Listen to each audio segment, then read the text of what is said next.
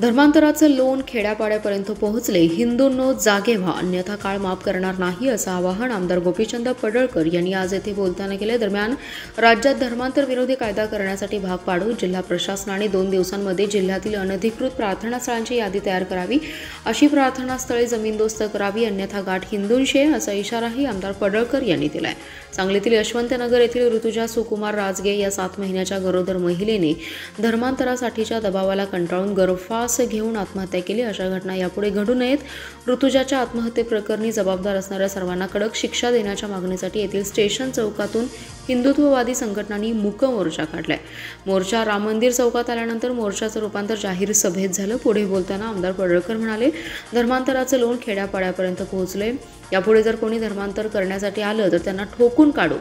इथून पुढे जशास तसं उत्तर दिलं जाईल. हिंदू धर्म वाचला पाहिजे, अन्यथा काळ माफ करणार नाही. राज्यात धर्मांतर विरोधी कायदा करण्यास सरकारला भाग पाडू. मूक मोर्चाच्या पार्श्वभूमीवर सांगलीत फलक लावलेले ते फलक कायदा व सुव्यवस्थेचे कारण देऊन काढण्यात आले. बेकायदेशीर फलक काढल्याप्रकरणी पडळकर यांनी आयुक्त, पोलीस अधीक्षकांचं अभिनंदन केलं. ज्याप्रमाणे तुम्ही अनधिकृत फलक काढले त्याचप्रमाणे जिल्ह्यातील बेकायदेशीर प्रार्थनास्थळांची यादी काढून त्याच्यावर बुलडोझर चालवावा, अशी मागणी पडळकर यांनी केली आहे. तासगाव तालुक्यातील येळावी गावाजवळ एसटीचा भीषण अपघात झालाय. वळणावर गाडी घसरल्याने तासगाव आगाराची तासगाव चिंचवड बस रस्त्या शेजारील नाल्यात अडकत थेट विहिरीत कोसळता वाचली आहे. या अपघातात बसमधील 17 प्रवासी जखमी झाले असून त्यापैकी 3 जणांची प्रकृती गंभीर आहे. ही घटना मंगळवारी दुपारी 1च्या दरम्यान कराड तासगाव रस्त्यावर घडली आहे. जखमी झालेल्यांमध्ये श्वेता मानकर तासगाव, प्राजक्ता मानकर तासगाव, सुमन जाधव पुणे, मनीषा शिंदे तासगाव, रायसिंग पाटील तासगाव, रेश्मा माळी तासगाव, राणी सुतार पाटण, पूजा माळी तासगाव, योगिता भोकरे कराड, अनिल मिरजकर तासगाव, सीताराम खाडे तासगाव, शालन माळी तासगाव, संदीप माळी तासगाव, मनीषा पवार धनगाव, रविराज लोकरे कराड, शोभा मंडले मिरज व अनुराधा सातपुते तासगाव यांचा समावेश आहे. तासगाव आगाराची बस पुण्याहून तासगावकडे येत होती. दुपारी 1च्या दरम्यान एका वळणावर मोठ्या प्रमाणात चिखल साचला होता. या चिखलामध्ये गाडीचा ब्रेक दाबूनही चालकास त्याचा अंदाज आला नाही आणि गाडी घसरून रस्त्यावरून खाली नाल्यात गेली. यावेळी प्रवाशांचे दैव बलवत्तर, म्हणूनच रस्त्यालगत पाण्याने भरलेली विहीर होती. मात्र नाल्यात गाडीची चाके अडकल्याने गाडी विहिरीच्या तोंडाशी येऊन थांबली. अचानक झालेल्या या सगळ्या प्रकाराने घाबरलेल्या गाडीतल्या प्रवाशांनी एकच आरडाओरड करण्यास सुरुवात केली. घटनेचं गांभीर्य लक्षात घेऊन आजूबाजूच्या गावकऱ्यांनी आणि इतर वाहनधारकांनी धाव घेत गाडीतील सर्व लोकांना आणि जखमींना बाहेर काढलं. गाडीतील जखमींना तात्काळ प्राथमिक आरोग्य केंद्रात उपचार करून सोडण्यात आलं, तर उर्वरित 3 गंभीर जखमींना सांगली येथे उपचारासाठी पाठवण्यात आले. मात्र संतप्त प्रवाशांनी चालकास मारहाण केली. या घडलेल्या घटनेनंतर तासगाव आगारातील अधिकाऱ्यांनी तात्काळ घटनास्थळी भेट देत प्रवाशांना दुसऱ्या गाडीने तासगाव येथे आणण्याची सोय केली. दैव बलवत्तर म्हणून या घटनेत कोणतीही जीवितहानी झाली नाही, मात्र एसटीचं मोठं नुकसान झालंय.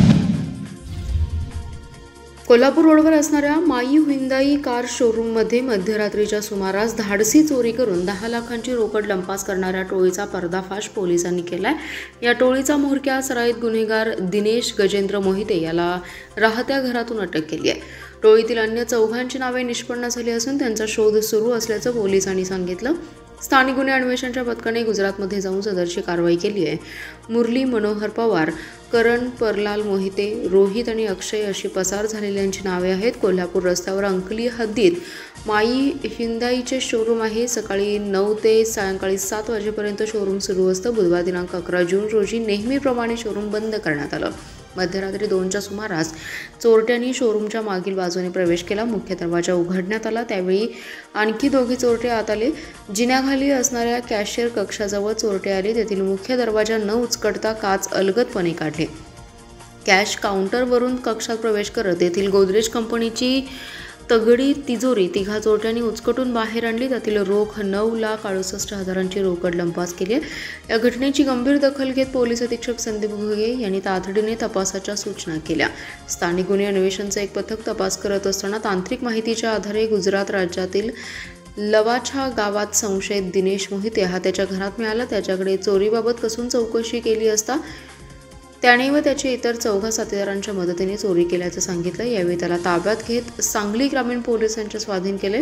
संशयित दिनेश मोहिते हा गुजरातमधील रेकॉर्डवरील गुन्हेगार आहे। त्याच्यावर घरफोडी आणि गांजा वाहतुकीचे गुन्हे दाखल आहेत। तसेच गांजा वाहतुकीच्या गुन्ह्यात वलसाड न्यायालयाने त्याला 10 वर्षांची शिक्षा सुनावली होती। सदर गुन्ह्यात तो 5 वर्ष जेलमध्ये होता, अशी माहिती पोलिसांनी दिली आहे। नोंदणीकृत कामगारांच्या विविध प्रश्नांकडे दुर्लक्ष केल्याच्या निषेधार्थ तसेच मागण्यांबाबत सहाय्यक कामगार आयुक्तांना निवेदन देऊनही त्याकडे दुर्लक्ष केल्याच्या निषेधार्थ इस्लामपूर ते सांगली असा पायी मोर्चा काढण्यात आलाय। राष्ट्रीय बहुजन कामगार महासंघ यांच्या वतीने या मोर्चाचं आयोजन केलं होतं। मोर्चा कामगार कार्यालयावर आल्यानंतरही दखल घेतली नसल्याने संतप्त कामगारांनी कार्यालयातच ठिय्या मारला।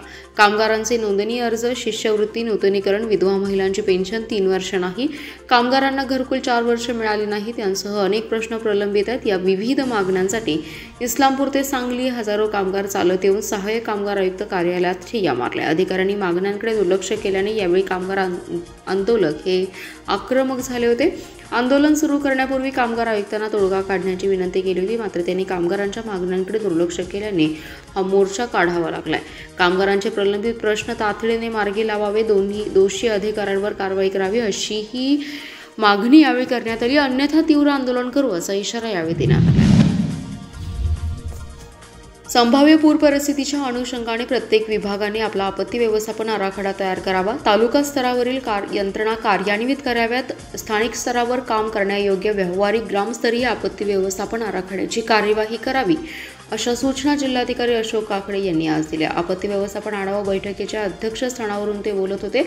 जिल्हाधिकारी कार्यालयात झालेल्या बैठकीस पोलीस अधीक्षक संदीप घुगे, अतिरिक्त जिल्हाधिकारी सुशांत खांडेकर, प्रभारी निवासी उपजिल्हाधिकारी अजय पवार, जिल्हा आपत्ती व्यवस्थापन अधिकारी रफिक नदाफ, जिल्ह्यातील उपविभागीय अधिकारी यांच्यासह विविध विभागांचे अधिकारी प्रत्यक्ष व दूरदृश्य प्रणालीद्वारे उपस्थित होते। सांगलीत मी सुरक्षित ठेवणारच हे घोषवाक्य ठरवून व तसे ध्येय ठेवून प्रत्येक यंत्रणेने दिलेली जबाबदारी गांभीर्याने पार पाडावी असं सूचित करून जिल्हाधिकारी काकडे यांनी आपत्ती व्यवस्थापन कायदा अंतर्गत विविध कलमे व त्यानुसार करावयाची कार्यवाही याबाबत सूचना दिल्या। आपत्ती व्यवस्थापन ही नियोजन, आयोजन, समन्वय आणि अंमलबजावणी यांच्या माध्यमातून सतत चालणारी आणि एकत्रित प्रक्रिया असल्याचं सांगून जिल्हाधिकारी काकडे म्हणाले, कोणत्याही आपत्तीचा धोका किंवा संकट टाळण्यासाठी वेळीच प्रतिबंधात्मक उपाय आखणं गरजेचं आहे। जिल्हा स्तरावरील शासकीय विभागांनी व स्थानिक प्राधिकरणांनी आपत्ती टाळण्यासाठी व तिची तीव्रता कमी करण्यासाठी उपाययोजना आखाव्यात। तात्काळ प्रतिसाद यंत्रणा व संवाद यंत्रणा प्रस्थापित करावी, कोणतीही चुकीची खोटी माहिती किंवा अफवा पसरवली जाणार नाही याची दक्षता घ्यावी असं त्यांनी सूचित केलं। प्रलंबित कार्यालयीन जागेच्या मागणीसाठी गेल्या 681 दिवसांपासून मूकबधीर बांधव झटत आहेत, तरी देखील प्रशासन कोणतीच दखल घेत नसल्याने आज मूकबधीर संघटनेने महापालिकेसमोर आंदोलन केले। राज्य मूकबधीर दिव्यांग कल्याण संघटनेने सांगली महानगरपालिकेकडून मागितलेल्या कार्यालयीन जागेसंदर्भात 17 जून 2023 ते 27 मे 2025 या 681 दिवसांपासून प्रलंबित मागणीवर अद्याप कोणतीही ठोस कारवाई न झाल्यामुळे महापालिका प्रशासनाविरोधात तीव्र नाराजी व्यक्त करत शांततापूर्व आंदोलन छेडले। संघटनेचे अध्यक्ष प्रकाश शिंदे यांच्या नेतृत्वाखाली आज रोजी महापालिका मुख्य कार्यालयासमोर हे आंदोलन करण्यात आलं। संघटनेने मागील 2 वर्षांपासून अधिक काळ सातत्याने कार्यालयीन जागेसाठी पाठपुरावा केला असून प्रशासनाकडून केवळ आश्वासने दिली जात आहेत, प्रत्यक्षात कोणतीही निर्णय प्रक्रिया पूर्ण झालेली नाही। हे अत्यंत दुर्दैवी असल्याचे संघटनेचं म्हणणं आहे। या आंदोलनाच्या पार्श्वभूमीवर महापालिकेने प्रस्ताव पुढील विभागाकडे पाठवल्याचं सांगितलं असलं तरी प्रत्यक्ष अंमलबजावणी अजूनही होत नाही। संघटनेने 13 आणि 16 जून रोजीही अधिकृत चर्चेसाठी महापालिकेशी संपर्क केला, मात्र संबंधित अधिकारी अनुपस्थित असल्यामुळे तो प्रयत्नही निष्फळ ठरला। संघटनेची मागणी आहे की कार्यालयीन जागेसंदर्भातील अधिकृत आदेश, मालमत्ता पत्रक आणि 7/12 उतारा त्वरित लेखी स्वरूपात प्रदान करण्यात यावा, अन्यथा संघर्ष अधिक तीव्र करण्याचा इशारा संघटनेकडून देण्यात आला आहे।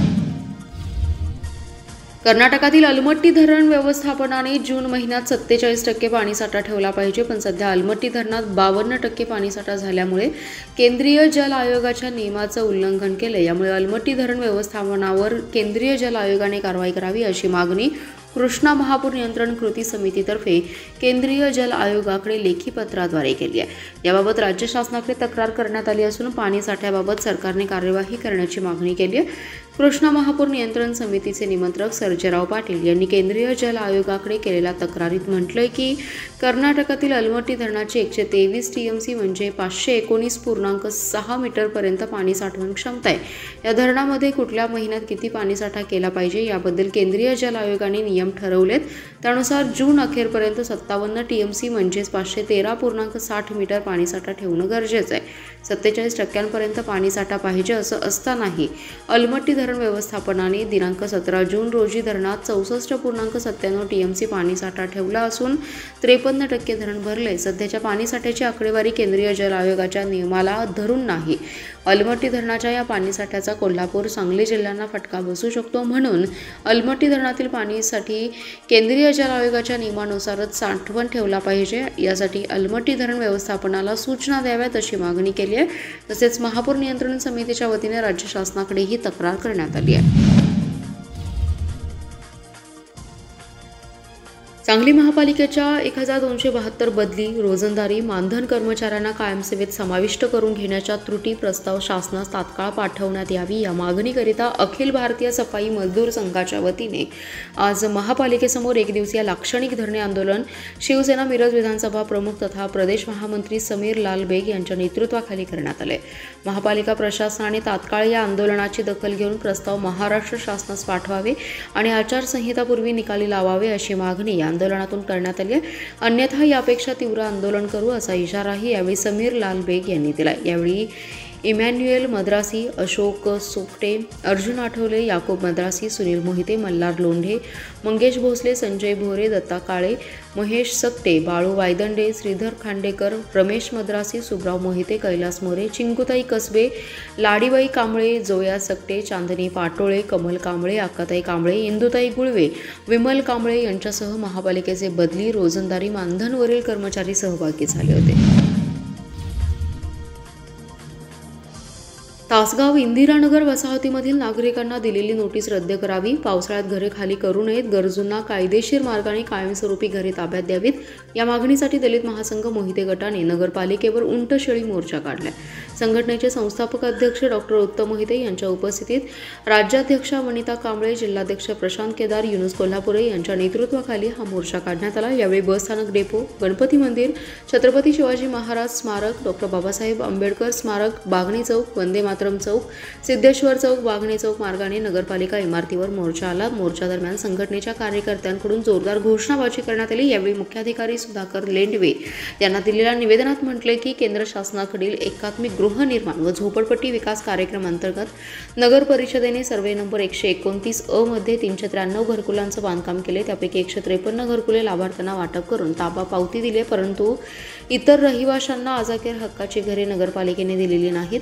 नगरपालिकेच्या वेळ काढूपणामुळे अनेक कुटुंबे हक्काच्या घरापासून वंचित आहेत। इंदिरानगर वसाहतीमध्ये राहणाऱ्या नागरिकांकडे मतदान ओळखपत्र, Aadhaar card, PAN card, ration card, स्थानिक रहिवासी पुरावे आहेत, तेव्हा नगरपालिका प्रशासनाने तात्काळ घरकुलांचं वाटप करून बेघर नागरिकांना घरे द्यावीत अशी मागणी यावेळी करण्यात आली आहे।